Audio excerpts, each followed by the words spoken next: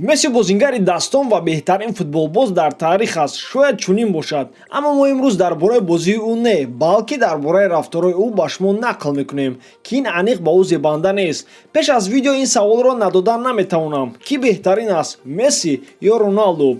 ҷавоби худро дар комментария навис. хотиррасон мекунам ки ин видео бо ёрии AdinXBet мебарояд. дӯстони мо аз AdinXBet коэффициентҳои баланд ва бонусҳои гуногунро пешниҳод мекунанд.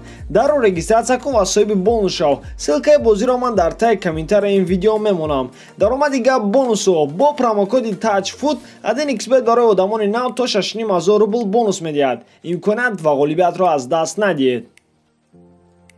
зиндон. соли 2018 мессиро барои наспоридани андоз шартан 21 моҳ зиндонӣ ва 2 миллион евро ҷарима карданд. ӯ қариб 10 миллион евро андозашро наспоридааст. худи месси бошад гуфт ки дар ин бора умуман хабар надошт. ман худро ба футбол мебахшидам ва падарам ва адвокатҳоям ки барои пеш бурдани кори ман кӯмак мекарданд бовар карда будам. ман ҳеҷ гоҳ фикр намекардам ки маро метавонанд фиреб кунанд, гуфт Лео.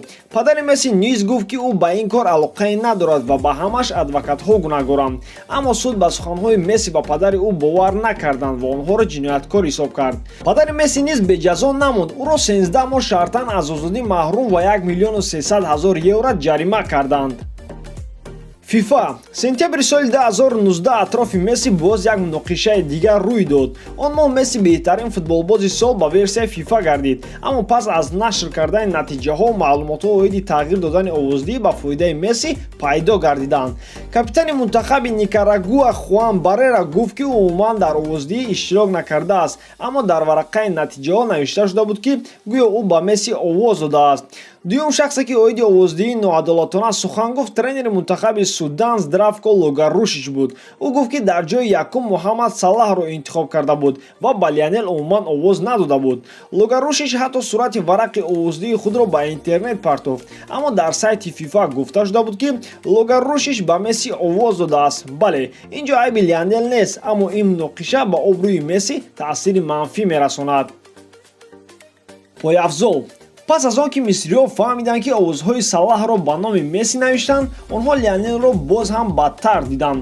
аввалин бор мисриҳо соли 2016 нисбати Месси ҳисси бадбинӣ пайдо карда буданд. он сол Лионел дар интервю ба канали арабии MBC ки асосан онро мисриҳо тамошо мекунанд, бутсаи худро барои бечорагон хайр кард, аммо ин кори ӯ барои мисриҳо сахт расид. намояндаи парламентии Миср Саид Хасасӣ ба ин кори Месси чунин ҷавоб дод: мо мисриҳоро дар давоми 70 соли охир касе ин хел пас назада буд. ман туро ба пойафзол мезанам, Месси. ҳамчунин намояндаи федератсияи футболи Миср ба Месси хело дағал ҷавоб дод: ман дар ғазаб ҳастам, ба мо бутсиҳои Месси лозим нестанд ва инчунин мо ба хайру саховати евреҳо ниёз надорем. бутсиҳои худро ба давлати худат деҳ, он ҷо камбағалон хело бисёранд. двойник. боз як муноқиша ки ростӣ ба Месси дахл надорад, аммо ба ҳар ҳол ба обрӯи ӯ алоқа дорад. двойники Месси Ризо Парастиши 27-сола аз монандии худ ба Месси истифода бурда қариб бо 20 духтар ҳамхобагӣ кардааст. духтарони фиребхӯрда ӯро ба суд доданд. ростӣ бовар кардан душвор аст ки духтарон дар ҳақиқат бовар доштанд ки бо Месси ҳақиқӣ ҳамхобагӣ карда истоданд, аммо факт аст. хиёнат. ҳама мегӯянд ки Лионел оиладори хуб аст ва ба духтаре хонадор аст ки аз хурдӣ дӯст доштааст, аммо ҳолат на он қадар хуб аст. соли 2013 дар шабнишинии футболбози бразилӣ Роналдо пас аз бозии дӯстона Лионелро дар оғӯши стриптизёрша диданд. худи футболбоз дар ин бора ҳеҷ чиз нагуфтааст, аммо тибқи маълумотҳо аз одамони наздики Месси дар оила ҷанги калон шуда буд ва ӯ бо Антонелла қариб буд ки ҷудо шаванд. ахлот. моҳи ноябр Месси аз муҷозоти тӯлонӣ ба мунтахаби Аргентина баргашт. Лионел пас аз оне ки Федератсияи футболи Америкаи Лотиниро дар коррупсия айбдор кард, аз чанд бозӣ маҳрум карда шуд. ва ин аввалин ҳолате набуд ки Месси дигаронро дашном диҳад ва суханони қабеҳ гӯяд.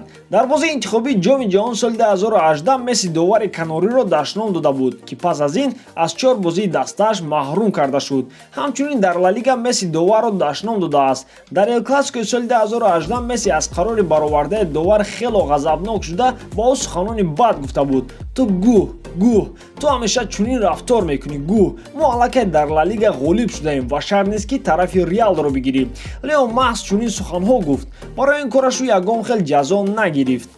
аммо на ҳама даштномаҳои Месси беҷавоб монданд. Соли 2014 дар дақиқаи 83 бозии Малага Барселона ҳимоятгари мизбонон Веллингтон рӯи Мессиро дошта тела дод ва барои ин кораш корти зард гирифт.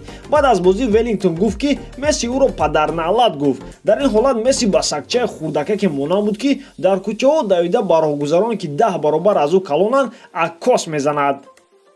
ҳукм: Мессиро дар Барселона хело зиёд ҳурмат мекунанд, ҳатто хело бисёр. Лионел чунон ҳукми бисёр дорад ки суханони ӯ ҳатто аз суханони тренер болотаранд. Лео метавонад бигӯяд ки киро маъмурияти Барселона бояд бихарад ва киро бифурӯшад. Чунин маълумотҳо ҳаст ки дар охири мавсим Месси рӯйхати сиёҳеро тартиб медиҳад ки дар он футболбозоне ки ба Барса мувофиқ намеоянд навишта шуданд ва он ҷо ҳатто футболбозоне дохил мешаванд ки Мессиро дӯсти худ мешуморанд. Лайк кун агар чунин шуморӣ ки Месси ба ин чиз ҳақ дорад. Агар не, пас дар комментария навис ки чаро. Туй соли 2017 Лионел Месси дар мунтахаби Аргентина бо Сингапур бозӣ мекард, аммо аз сабаби омодагӣ ба тӯи хонадоршавиаш Месси аз иштирок дар ин бозӣ даст кашид. Пас аз оне ки дар ин бора дар Сингапур хабардор шуданд, муноқиша рӯй дод. Одамон хостанд ки ба онҳо пули билетҳояшонро баргардонанд, зеро онҳо мехостанд маҳз бозии Лионелро тамошо кунанд. Дӯстон, ин тамоми маълумотҳое буданд ки мо оиди Месси ҷамъоварӣ кардем. Шояд боз чизеро фаромӯш карда бошем. Агар боз ягон воқеаро оиди Месси донед, ҳатман дар комментария нависед. Бо шумо буд мисли ҳарвақта Муҳаммад Гайров. Хай, дар паноҳи Аллоҳ.